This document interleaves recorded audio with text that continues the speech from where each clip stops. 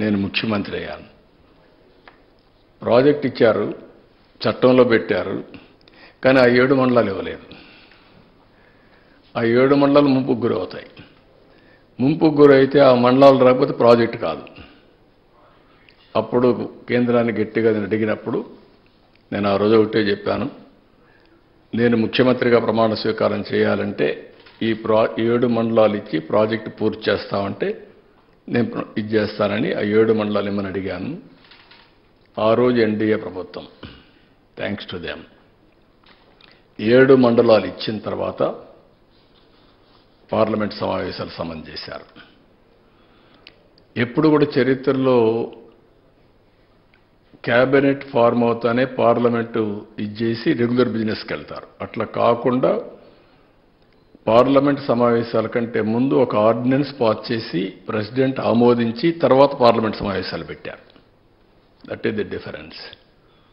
ఆ విధంగా మన చిరకాల కోరిక నెరవేరే ఆశలు వచ్చాయి. అక్కడి నుంచి 28 సార్లు క్షేత్రస్థాయికి వెళ్ళా. 82 సార్లు వర్చువల్గా సోమవారాన్ని పోలవరంగా చేసుకున్నాం. అదొక ప్యాషన్. ఒక మాటలో చెప్పాలంటే అది ఒక అబ్సెషన్. పోలవరం అనేది ఎట్టి పరిస్థితుల్లో కంప్లీట్ చేయాలి. పోలవరం ఆంధ్రప్రదేశ్ రాష్ట్రానికి ఒక వరం. ఇది కంప్లీట్ చేసి జాతికి అంకితం చేస్తే జాతి బాగుపడుతుందనే ధ్యేయంతో రాత్రింబగళ్ళు పనిచేశాం. 72% పనులు పూర్తి చేశాం. 11,762 కోట్ల రూపాయలు ఖర్చు పెట్టాం.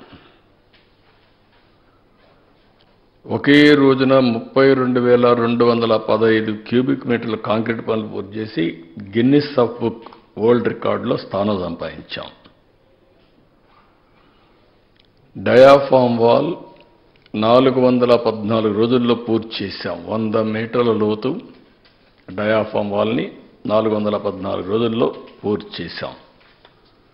స్పిల్వే గేట్లన్నీ డిజైన్లు సిద్ధం చేసి గేట్లను అమరించి, అదే మార్గం మీరు చూస్తే ఎక్కడికక్కడ స్పిల్వే కానీ స్పిల్ ఛానల్ కానీ ఇవన్నీ పూర్తి చేశాం.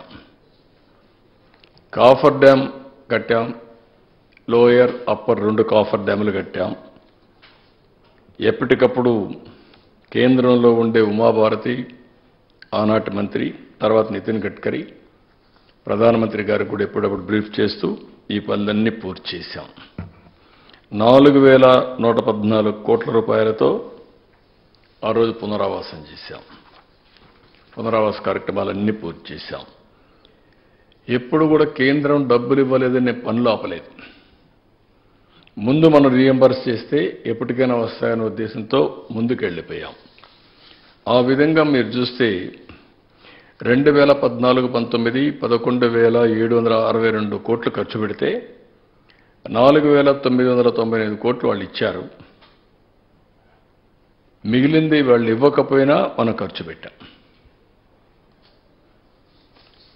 మళ్ళీ తర్వాత వచ్చింది ఆ డబ్బులు, అది కూడా నేను చెప్తాను. ఈ విధంగా మొత్తం ప్రాజెక్ట్ని ఒక ఎట్టి పరిస్థితిలో ఈ ప్రాజెక్టు పూర్తి చేయాలి అనే తపన, ఒక డిటర్మినేషన్తో ప్రభుత్వం ముందుకెళ్ళాం. అయితే 2019 గవర్నమెంట్ మారింది. మళ్ళా ఆ ప్రాజెక్టుకి శనిగ్రహం దాపరించింది.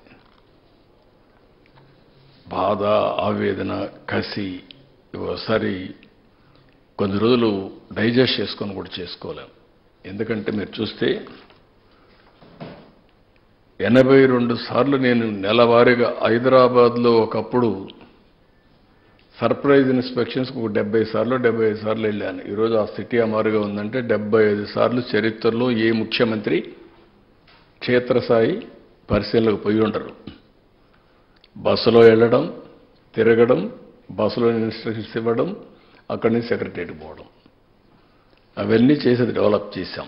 అదే మరి 82 సార్లు వర్చువల్గా చేసి 28 సార్లు నేను ఇది చేసి, ఒకసారి పండుగ కూడా దీపావళి పండుగ ఏదో ఉంది, ఆ రోజు నేను అమెరికాకు పోతూ గడ్కర్ని నాగ్పూర్లో కలిసి ఆ రోజు కూడా ఆయన ట్రబుల్లో పెట్టి ఈ ప్రాజెక్ట్ గురించి మాట్లాడి వెళ్ళాను.